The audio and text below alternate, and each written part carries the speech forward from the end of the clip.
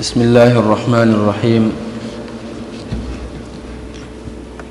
الحمد لله رب العالمين، والصلاة والسلام على رسوله محمد وعلى آله وصحبه أجمعين. أما بعد، النبي عليه الصلاة والسلام سيرت مبارك شروع جنگ بدر نمخکې چې کوم غزوات شوي د هغې باره کې خبره شروع وه. د هغې نه مخکې یو بله غزا شوې چې هغې ته غزوه د بوات ویلی کېږي. دا غزوه د ربیع الاول په میاشت کې په دویم کال کې واقع شوې وه. د نبي علیه صلات وسلام د مکې نه هجرت شوی او دویم کال یې و. په دې غزا کې نبي صلی الله علیه وسلم ووتلو، 200 کسان ملګري ورسره وو او د مشرکینو په قافله باندې حمله کوله.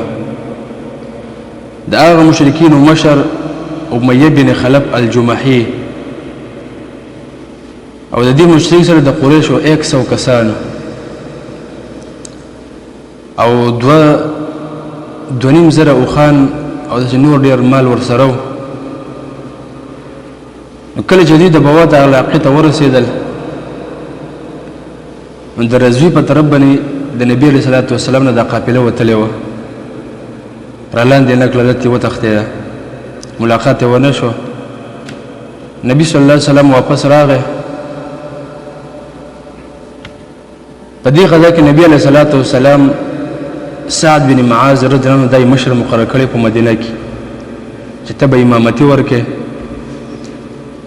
او په دې جنګ کې په دې غزوه کې مشر د جنډې هغه سیدنا سعد بن ابي وقاص رضی الله عنه دې ته جنډه ورکړې او جنډه هم سپینه وه. بیا یو بله غزوه شو چې هغې ته غزوه د صفوان ویلی کېږي. د نبي صلی الله علیه وسلم د هجرت د 14مې میاشت وه، یعنې یو کال شوی، دویم کال شروع، اولنۍ د ربیع الاول یا 1400 میاشت وه. یو مشرک د هغه کرز بن الفهري دا نوم دا راغلی و. مدینې خوا ته 3 میله فاصله باندې یو چراګاه وه چې په هغې کې څاروي سرېدله، هغې ته الجماع ویلی کېږي.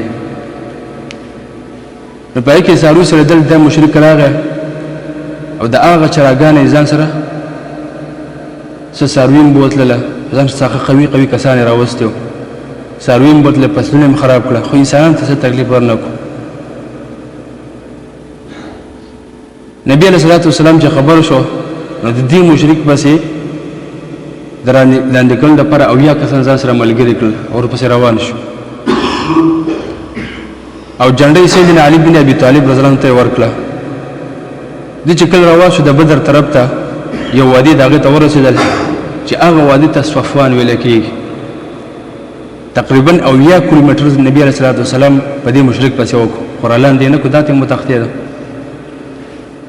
نو په دې وجه دې غزا ته غزوه د بدر اوله وایي، یعنې اوله غزوه چې شوې د جنګ بدر هغه دا شوې ده. ځکه د جنګ بدر په طرف باندې دوی تلي او په مدینه باندې زید بن حارثه رضی الله عنه دای مقرر کړی و امیر، چې دی په مسجد نبوي کې امامتي ورکوي. نبي صلی الله علیه وسلم دغه ځای پورې لاړه، بیا هغه ځای نه واپس شو ځکه دوی تښتېدلي وو. او دا کرز بن جابر الفهري د بیا وروسته د دې نه ډېر ښه مسلمان جوړ شو، اسلام یې قبول کړی و. بیا نبي علیه صلات وسلام د هغه کسانو مشر کړو چې هغوی د عنینو پسې لېږلي وو. دې واقعه به انشاءالله بیا وروسته راشي. بیا یو بله واقعه شوې وه چې د هغې ته غزوه د عشیره ویلی کېږي. کله چې سړی مدینې نه روان شي او مکې طرف ته ځي، نو په لاره کې یو سړک دی، په هغه سړک باندې لیکلي العشیره. بیا په دې عشیره لفظ کې اختلاف دی په حدیثو کې، بعضې کې العشیره راغلی، بعضې کې ذل عشیره راغلی. بهرحال کله چې د مدینې ځي، نو په هغه سړک باندې لیکلي العشیره. نبي علیه صلات وسلام لاړو، 80 میله یا چې کوم دی 90 میل په فاصله باندې د مشرکینو قافله و. ابو سفیان یې مشر و. ابو سفیان د جمادی ثانی په میاشت کې د مکې نه راووتلو، شام طرف ته روانو. یعنې تجارت دپاره. کله چې نبي صلی الله علیه وسلم د دې خبره میلاو شو چې ابو سفیان په قافله کې د مکې نه راوتلی دی او شام طرف ته روان دی او دې قبیلې سره ډېر مال دی، نو کولی شي نو په دې کې به ډېر خیر دی. دوی بیا شام ته تللي وو، د شام نه واپس را روان دي. نبي علیه صلات وسلام ځان سره یو روایت مطابق لکه بعضې وایي چې 1.5 کسان، بعضې وایي چې 200 کسان نبي علیه صلات وسلام ځان سره واخیستل. نو کله چې نبي علیه السلام وینا وکړه نو په دې کې 1.5 کسان یا 200 کسان سره تیار شو، خو په شا باندې زور نه و چې ته به بس خامخا ځې، بس چا خوښه هغه سره روان شو. نو دوی ووتل، 10 اوښان ورسره وو او د عشیره په طرف باندې روان شو. نو 10 اوښانو نو په دې کې یو کس په نمبر باندې دې ته خاطو، ځکه 90 یا 80 کیلومتر 80 میله فاصله وه. نو نمبر په نمبر به وخت خاطل او هغه ځای ته ځان ورسو، د 80 یا 90 میله فاصله دا یواله. نبی صلی الله علیه وسلم چې کله ورسېد د قافلې ګیره نکله قافله تم تللې وه، څو ورځې مخکې تېره شوې وه، او دا هغه قافله وه چې د دې د شام نه پر واپس کېدونکي چې کله را واپس کېده نبي علیه صلات وسلام د دوی پسې راووته.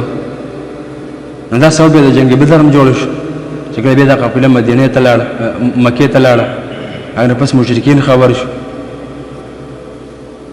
نبی صلی الله علیه وسلم د جمادی اوله په آخر کې راوتلی او د جمادی ثانی په اول کې واپس لاړ شو. نو بیا د دې په دې میاشت کې بیا په تعیین کې اختلاف دی. بهره بلاره باندې د بعضو قومونو سره نبي علیه صلات وسلام صلح هم وشولې، لکه بنو مدلج، بنو زمره. کله چې نبي علیه صلات وسلام د مدینې نه وتلو په مدینه کې مشر څوک مقرر کړی؟ سیدنا ابو سلمہ بن عبد الاسد المخزومي رضی الله عنه دای په مشر مقرر کړو په مدینه کې، دا امیر